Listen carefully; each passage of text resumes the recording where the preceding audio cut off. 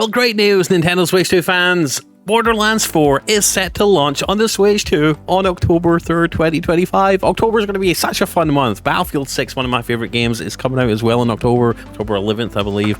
This is going to be an awesome month for Nintendo. It's obviously going to be 3 weeks after its initial release on the PC, PS5, and Xbox, but the short delay is a massive improvement over, obviously, the years it took for Borderlands to come to previous Nintendo platforms like the original Switch. And here's the kicker.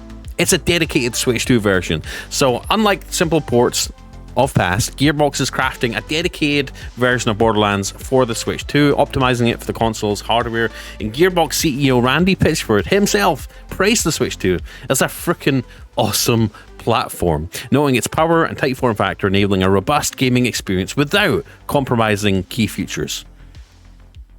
Except for the fact it doesn't have analog triggers. Nobody seems to care except for me. Why is that? Why don't people like analog triggers? You have analog triggers in every other controller. Why not the Switch 2? Maybe it's just the racing game fan in me.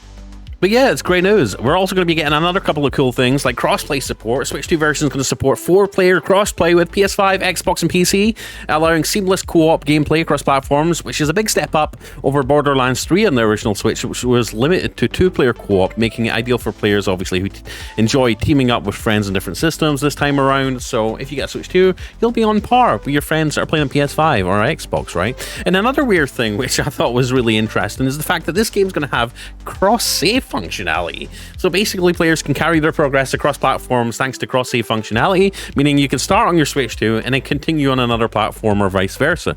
It basically obviously enhances flexibility for gamers who own multiple systems or want to play on the go. But you will obviously have to buy the game more than once. This is another sticking point for me, and as a big reason as to why I tend to buy third-party games on PC, just because I know if I buy it for PC, I'll be able to play it on my gaming PC. I'll be able to go continue playing it on my Steam Deck.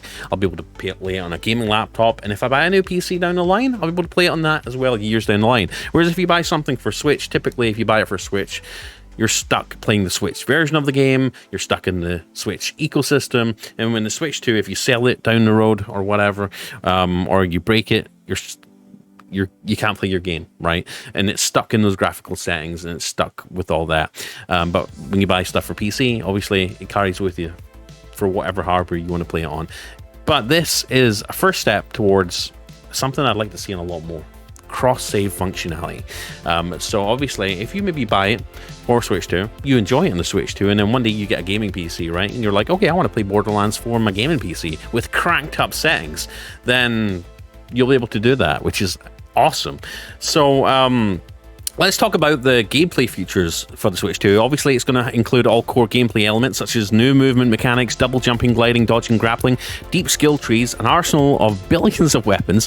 Gearbox has ensured no content is cut, maintaining the full looter experience on the Switch 2, and the game may support unique Switch 2 features like mouse and gyro controls, potentially enhancing precision in combat.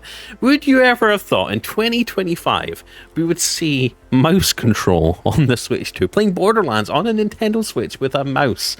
Unreal. One thing they need to add is keyboard support. I want to play the full keyboard and mouse experience. But one bad thing, and especially for mouse control, one thing that I do not like, and you may not like, and that's the fact that the game targets 30 FPS on the Switch 2. Why won't it die? Why won't 30 frames die? Damn it. For mouse support, I don't even know how that's going to feel. I've obviously played games at sub 60 FPS, sub 50 with a mouse and keyboard, and it feels atrocious. So I don't know how this is going to work out. I think it's going to be more gimmicky at 30 FPS, whereas if it was running at 60, obviously it would be running at 60. It would feel a lot more smoother. I think this is a bit of a bummer, but we're still going to be able to play Borderlands, which is not an intense competitive shooter game by any means. It's more of an RPG, open world RPG. You don't have to be like, it's not Call of Duty essentially. So I mean, it's passable, but really I was kind of hoping for a little bit more on the Switch too. Obviously Borderlands 4 introduces a new planet, Kairos, where players as one of the 4 new Vault Hunters battle a tyrant named the Timekeeper and his new synthetic army, the Order. The game promises a seamless open-ended world with lush fields, towering peaks and deadly deserts, offering a fresh backdrop for exploring and looting. And I think, as you can see by this gameplay right here, I mean, look at that.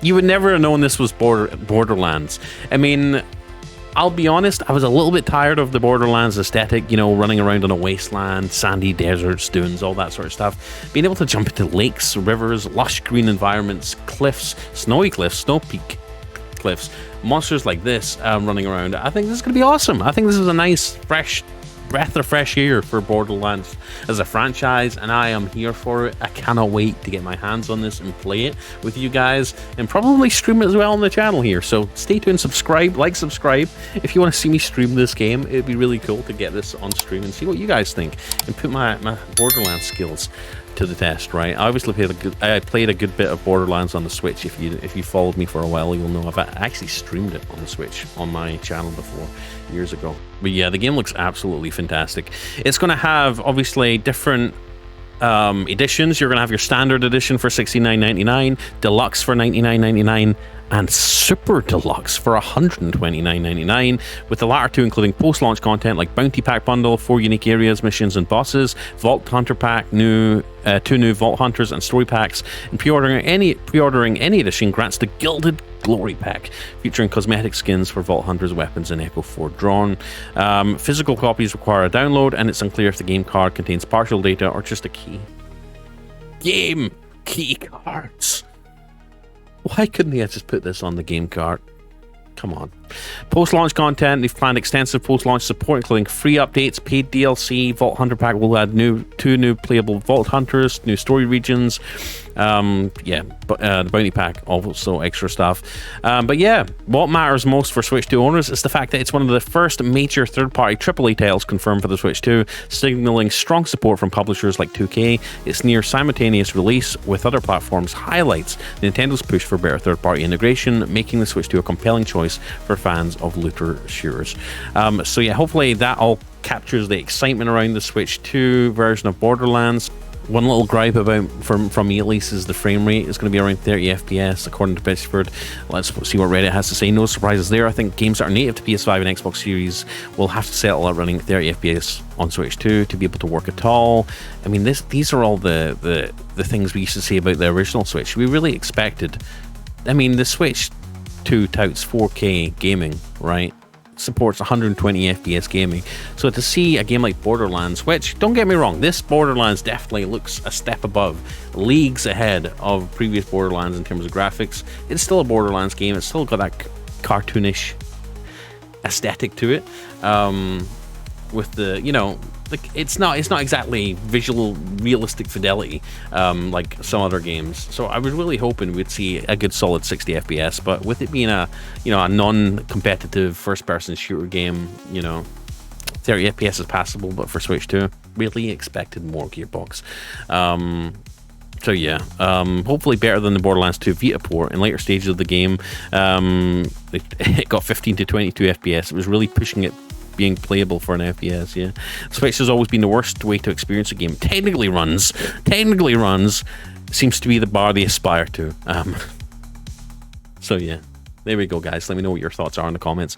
Anyways, guys, thank you for watching. I'm Blaze2K. If you want to stay up to date on Switch 2 news, all that good stuff, please like, subscribe, click the bell icon, check the links in the video description for Switch 2 accessories, micro SD cards, all the best gear is down below. Do yourself a favor and give it a little gander when you're down there. And yeah, check back for more Switch 2 content, tech content, gaming content every day. I'm Blaze2K, and I'll see you in the next one. Enjoy your weekend. Let's go.